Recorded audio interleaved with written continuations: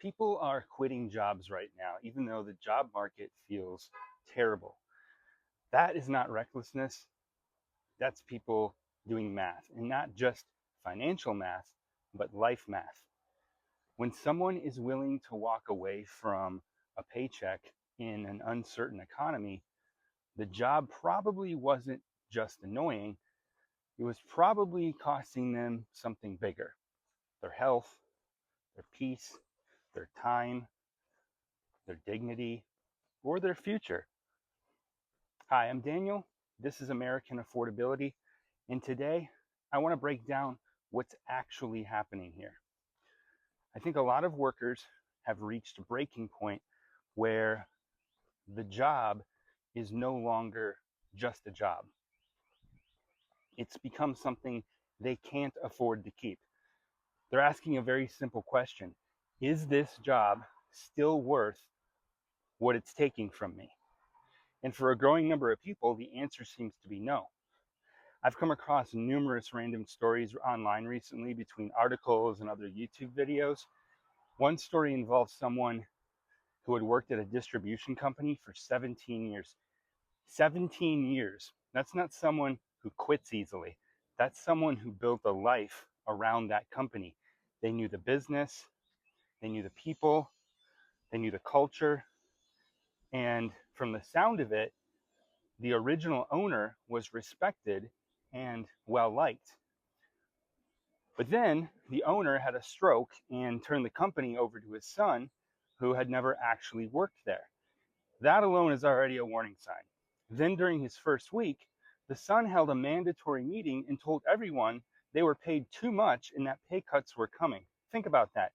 You take over a company that had been successful with employees who had been there for years, and your first message is basically, you all make too much money.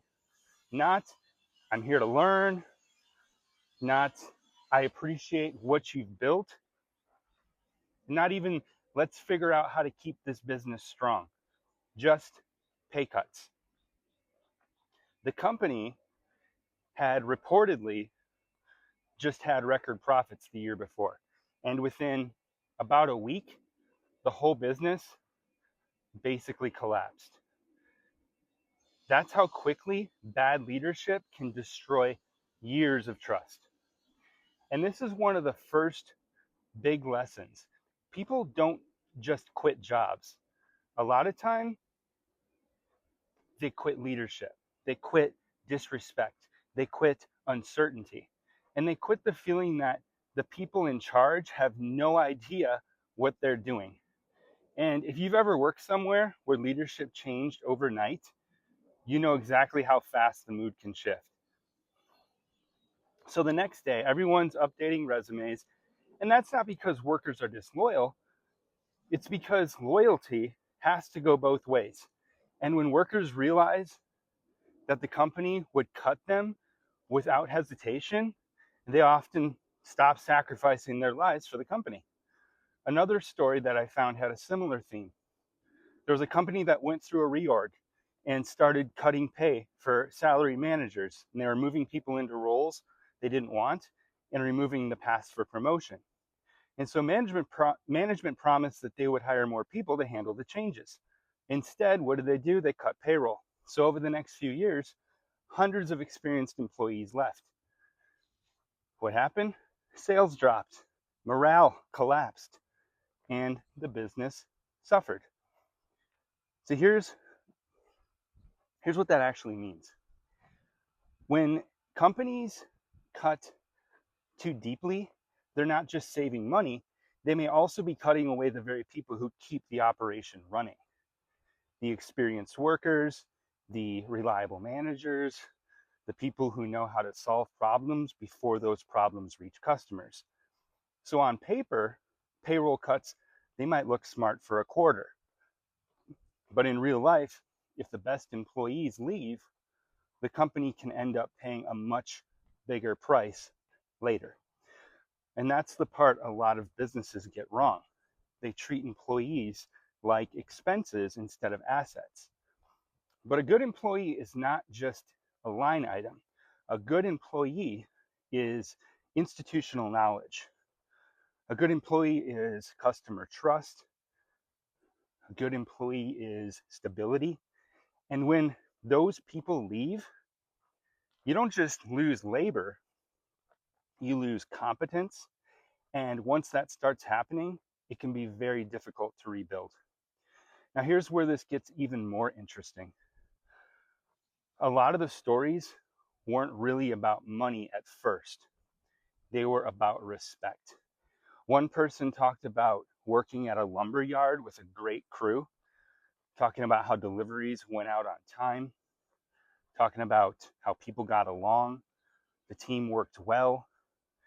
And then a new manager came in and immediately told everyone there would be no raises because the company had to pay his salary. That is an unbelievable way to introduce yourself. Imagine starting a new leadership role and your first message to the people doing the work is, hey, you're not getting a raise because I'm here now. That doesn't exactly motivate people. That tells people exactly where they stand. And then he started managing through threats, through profanity, through intimidation. And later, he brought in a friend to take over someone's role and expected the existing employee to take a pay cut and train the replacement. So that person quit. Then others followed. And again, the business declined. So, I mean, there's a pattern here, but managers often think fear creates control. But most of the time, fear creates exits. People might tolerate bad treatment for a little while. They might need the paycheck. They might hope things improve. They might, this might not want to even, you don't want to start over. It's tough to start over. But eventually, if they feel insulted, replaceable, or trapped, they start looking for a way out. And the best employees usually find one first. That's the part some companies don't understand. The people with options leave. The people who know their value leave. The people who can get hired somewhere else leave. And then management wonders why performance is falling apart. But by then, the damage has already been done. Now, here's where this becomes personal for a lot of people, because not every bad job collapses dramatically. Some jobs slowly grind people down.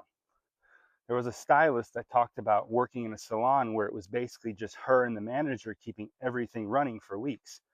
And they were working nearly every day. Customers were angry because appointments weren't available.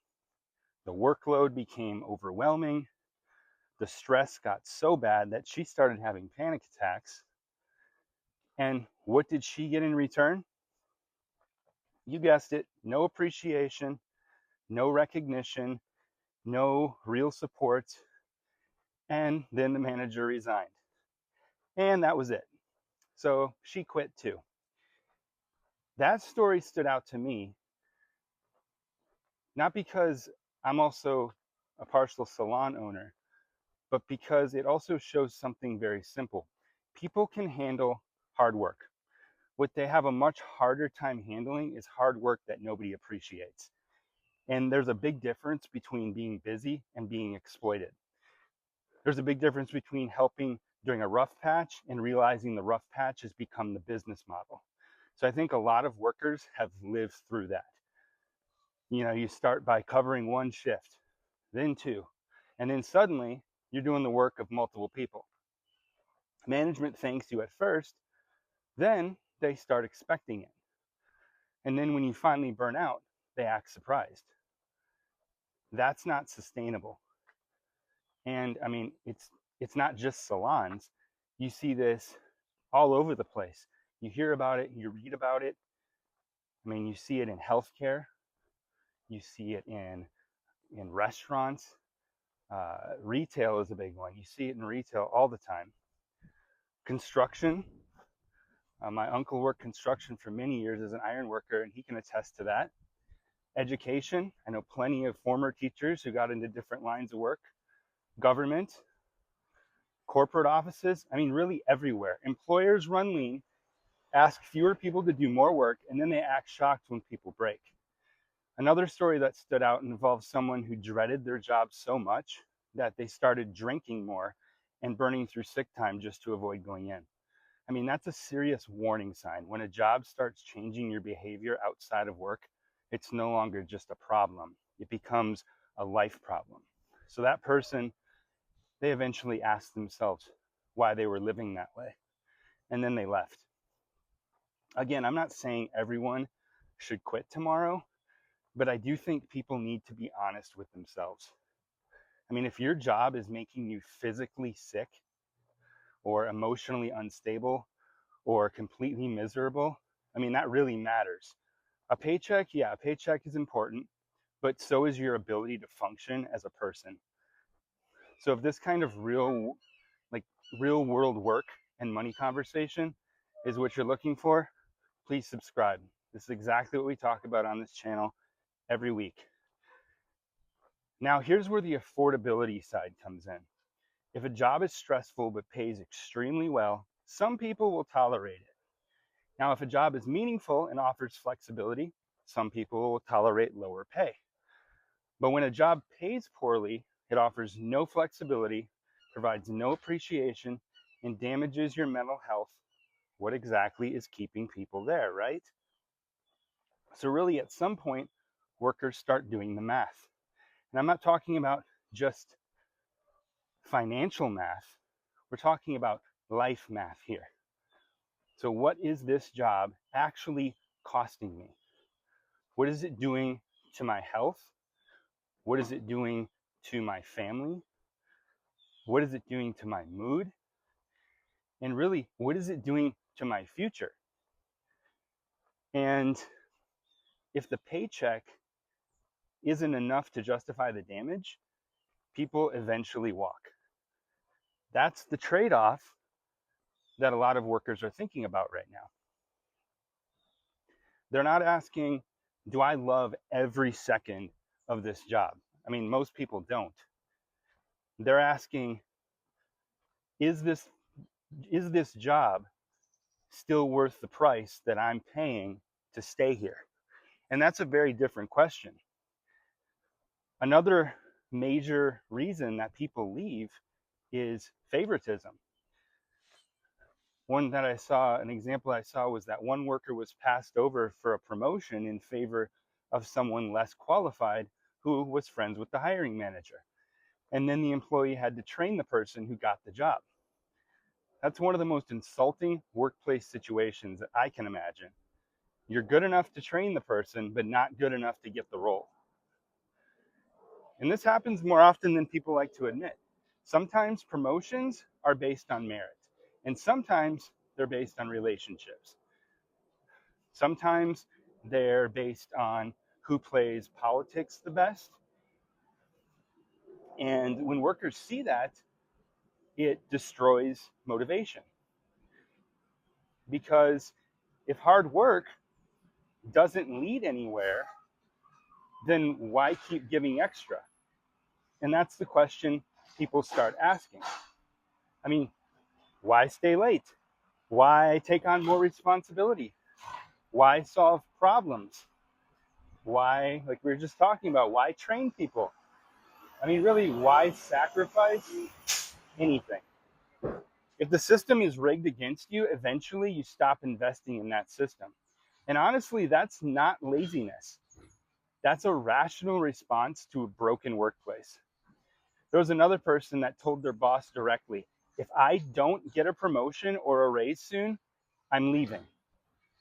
Management refused. So they left. 6 months later, they were making 3 times as much somewhere else and were much happier. So that is the other side of this conversation. Sometimes leaving is the raise. Sometimes leaving is the promotion. And sometimes the only way to find out what you're actually worth is to stop waiting for the current company to recognize it. And I think that's a hard lesson, but an important one. A lot of companies will underpay loyal employees for years. And then when those employees leave, the company suddenly has money to hire a replacement at a higher salary. So that tells you something. Sometimes the budget exists. They just didn't want to spend it on you. And that doesn't mean that you should quit emotionally or impulsively, but it does mean you should pay attention. If you've been asking for growth for years and nothing changes, that right there is information. If you're always promised a future, or really a future opportunity that never arrives, I think that right there is more information. Or if your company values you after you give your notice, there's more information.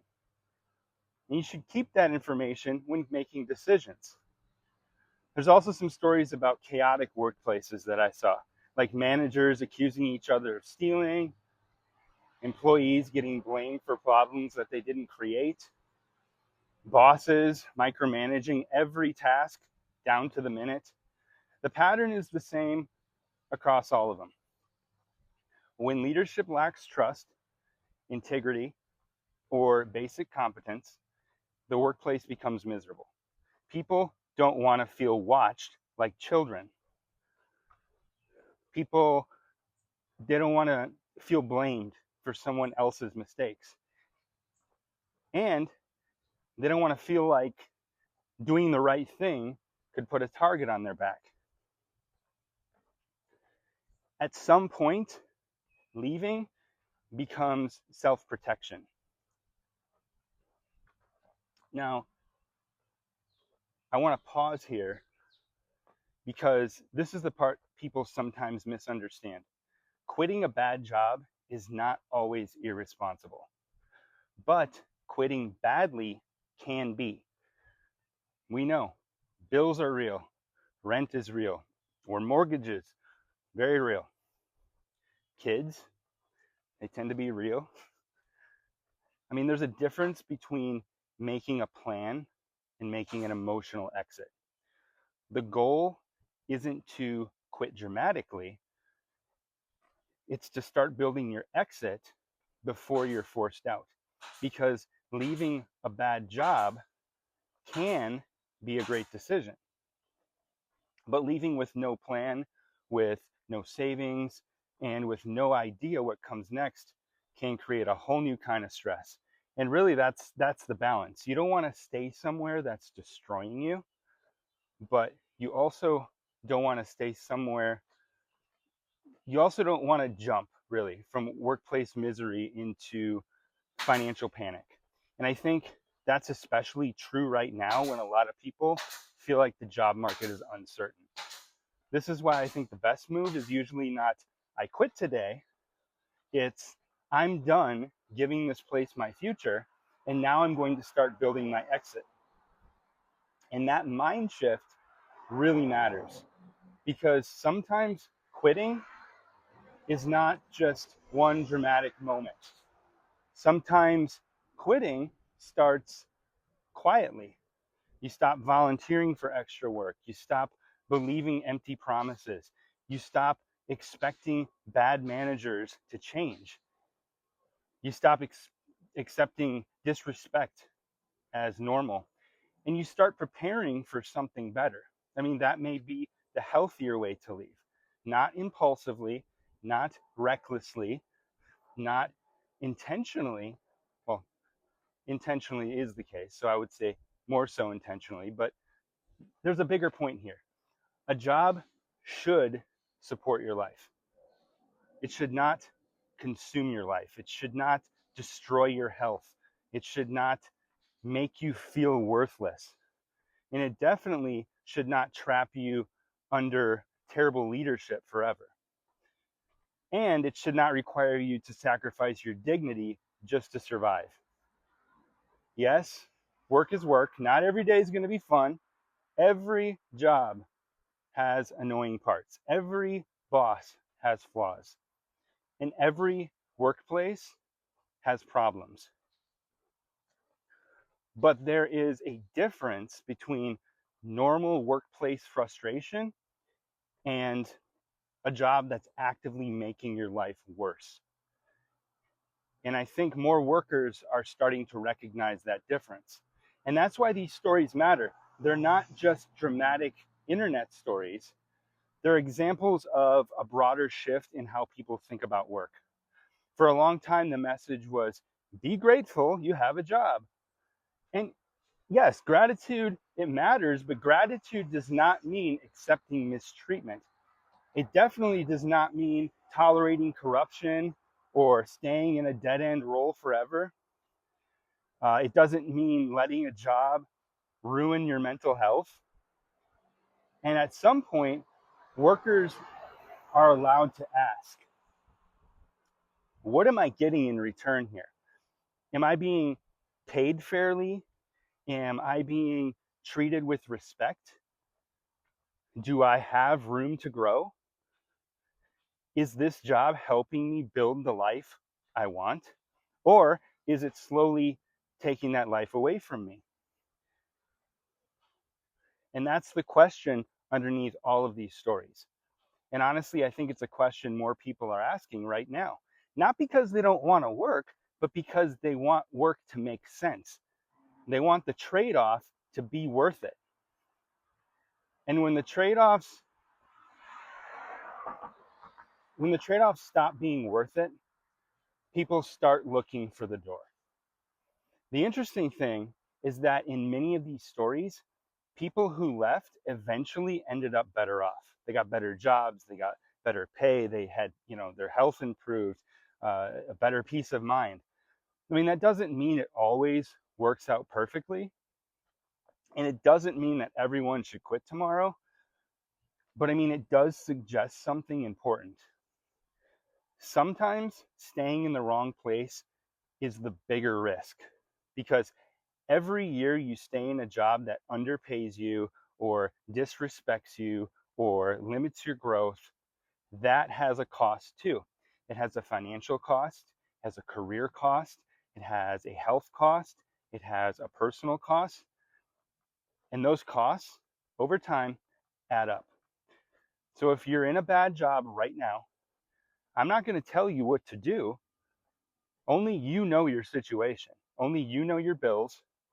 Only you know your family responsibilities. And only you know how much more you can take. But I will say this. Pay attention to what your job is doing to your life.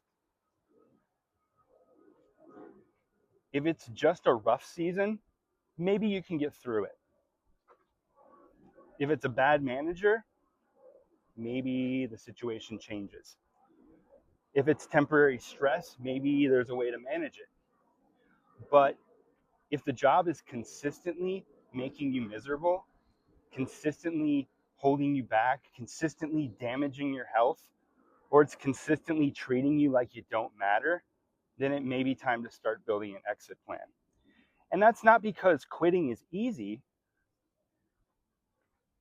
but because sometimes staying is expensive in ways that don't show up on a paycheck. And that's why I don't think this conversation is really about people quitting jobs. I think it's about people finally deciding what their time, health, and dignity are worth. So here's where I'll leave you with a question. I want to hear from you. What finally made you leave a bad job? Or what's keeping you from leaving right now? Is it or was it pay, bad management, burnout, favoritism, or was it just something else entirely? Please drop your story in the comments. I read all of them, and I may come back to some comments to use as examples in future episodes. And if you want more conversations like this about the real economic pressures most people are dealing with, please hit like and subscribe. It really helps the channel grow. It helps more people find these conversations. I've really had fun making these videos now. I think we're a little over a week into on my channel. I think we're coming up on 50 subscribers, which is great for a channel that's just a week old. I've got, I think, about 650 views on my videos right now. So little by little, I know we'll get there, and we'll keep getting good information out to people. So again, please like, subscribe, and share. And for all of my friends and family on social media who have watched my videos so far, I do appreciate it. Please share with your friends and family members. And for those who have just discovered me, again, please like, subscribe, and share as much as you can. Keep learning, keep adapting, and as always, I will see you in the next one.